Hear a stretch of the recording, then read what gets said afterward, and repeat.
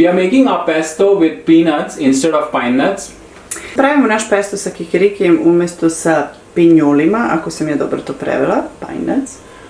There's two reasons. The first one is pine nuts are very hard to get, and second thing, they are really expensive.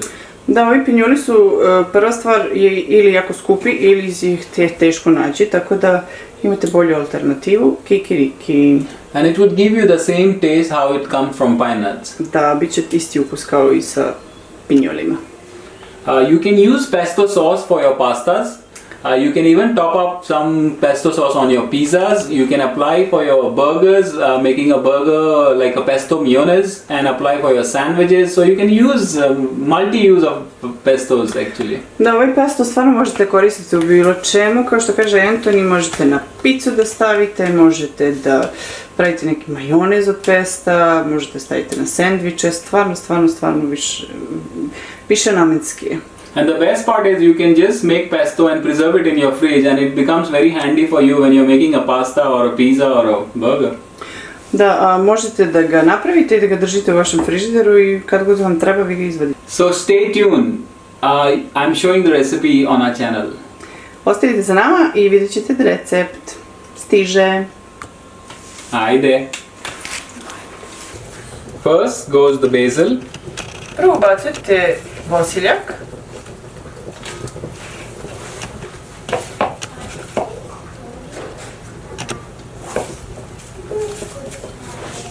Then parsley. Zatim peršun. Garlic. Beli luk. We'll make our pesto with peanuts. Mi ćemo da pravimo naš pesto sa ovim kikirikijem.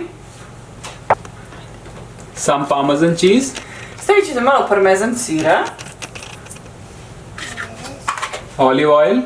Maslinovog ulja. And now we're gonna blend this. I sada ćemo sve ovo da izmiksamo u mikseru.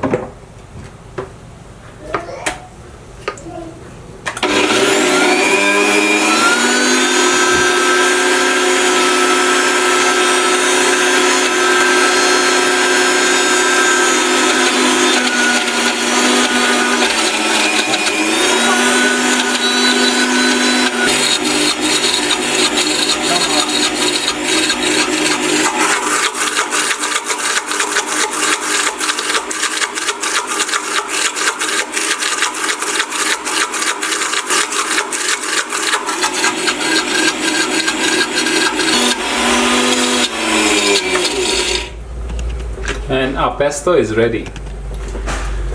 I naš pesto je gotov. Wow. So fast. This is His Majesty pesto. Ovo je njegovo veličanstvo zvano pesto. Pesto sos.